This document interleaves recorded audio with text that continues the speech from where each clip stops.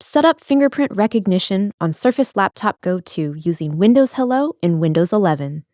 This way, you can sign in to your Surface Laptop Go quickly and securely by touching the Fingerprint Power Button. To set up fingerprint recognition, make sure your hands are clean and dry. If you have dry skin, use a little skin moisturizer. And if you have scarring on one of your fingers, use a different finger.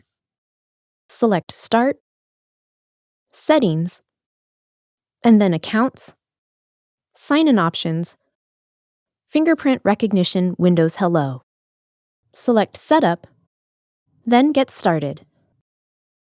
Enter your PIN when prompted. Touch the power button when the white light is lit around it and rest your finger in the middle of the button.